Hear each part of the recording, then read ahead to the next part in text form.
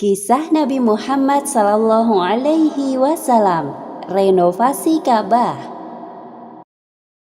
Kota Mekah pernah dilanda banjir bandang. Pada saat itu usia Muhammad 35 tahun. Ka'bah yang merupakan bangunan suci di Mekah turut terendam air bah.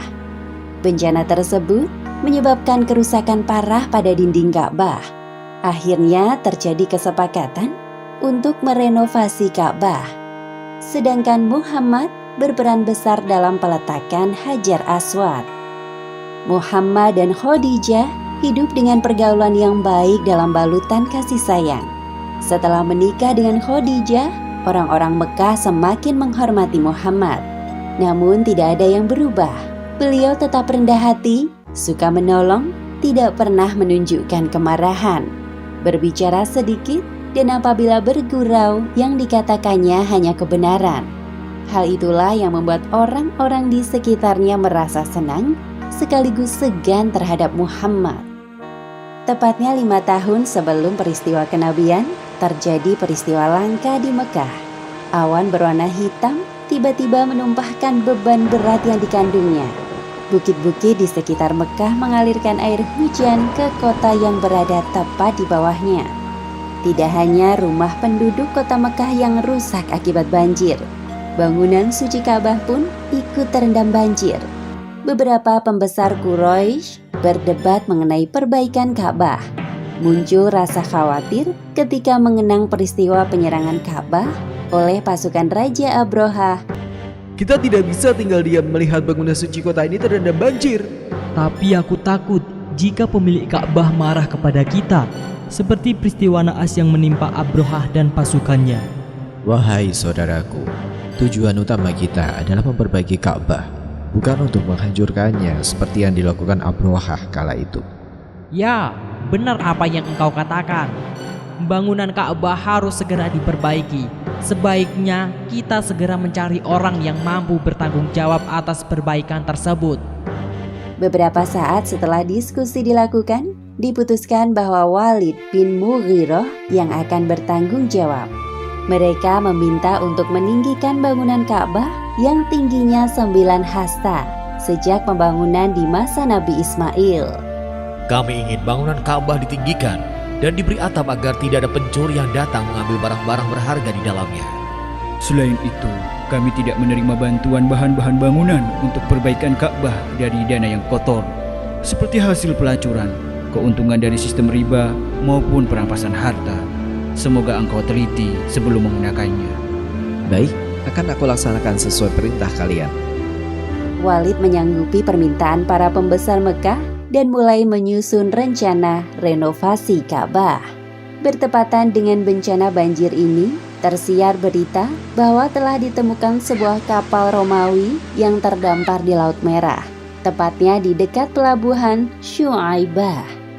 Wahai saudaraku, tugas pertamamu adalah mencari siapa pemilik kapal Romawi itu dan membeli kapalnya. Kita membutuhkan banyak kayu untuk pondasi Ka'bah. Serahkan padaku, aku akan mengatasi masalah ini. Setelah bertemu dengan pemilik kapal, Walid bin Mughirah bernegosiasi dengannya. Pemilik kapal bernama Bakum. Ia adalah seorang penganut Nasrani yang berasal dari Mesir. Bakum kemudian dikontrak menjadi ahli kayu. Pada awalnya, anak buah Walid tidak berani menyentuh bangunan Ka'bah. Namun pemimpin mereka, Walid bin Mughirah, mengatakan sesuatu yang melegakan. Kita mulai perombakannya dari bangunan sebelah selatan. Setelah itu kita tunggu sampai esok hari.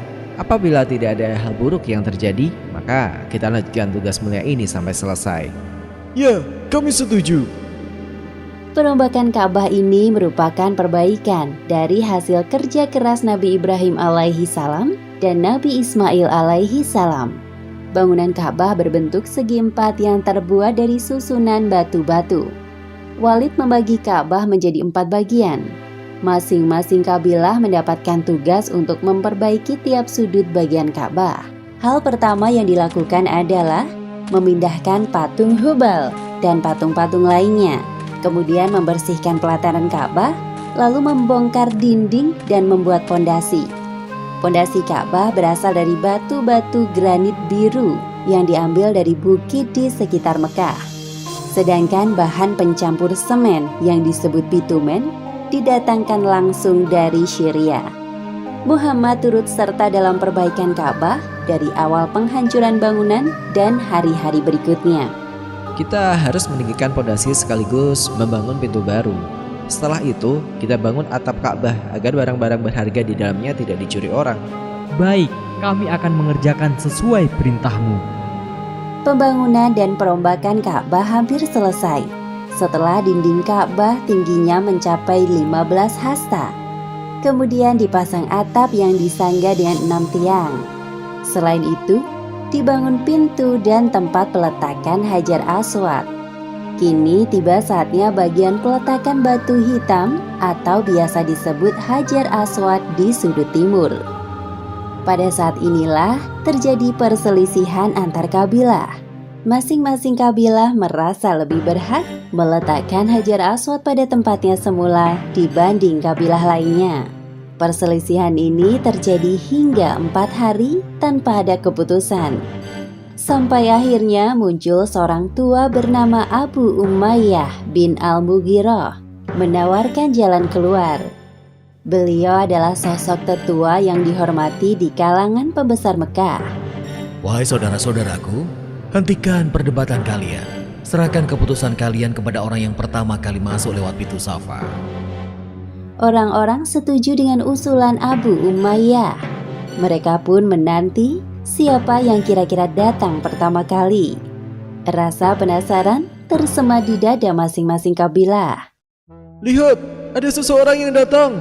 Benarkah? Mari kita lihat siapa itu. Oh, dia Muhammad, pemuda Al-Amin. Kami rela dengan keputusannya. Dia yang terbaik. Orang-orang Quraisy bersorak lega, sekaligus gembira melihat kedatangan Muhammad. Sedangkan Muhammad bingung dengan penyambutan yang dilakukan oleh para kabilah. Apa yang terjadi sebenarnya? Mereka lalu menceritakan tentang permasalahan yang terjadi. Sebelum membuat keputusan, Muhammad berdoa dalam hati agar tidak salah langkah. Beliau juga tidak menginginkan pertikaian ini berlarut-larut terjadi. Tolong, ambilkan aku sehelai kain. Baik, tunggu sebentar.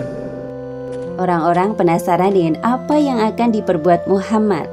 Setelah kain dalam genggaman, beliau menghamparkannya ke tanah. Kemudian beliau meletakkan Hajar Aswad di tengah-tengah kain. Untuk setiap pemimpin dari masing-masing kabilah, dipersilahkan untuk memegang ujung kain ini.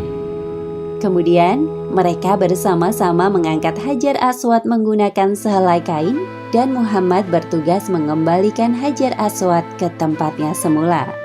Akhirnya, beliau berhasil menghentikan pertikaian tentang peletakan Hajar Aswad. Semua kabilah merasa puas dengan keputusan Muhammad yang cerdas dan bijaksana. Demikianlah akhir kisah renovasi Ka'bah pada zaman sebelum Muhammad diangkat menjadi nabi.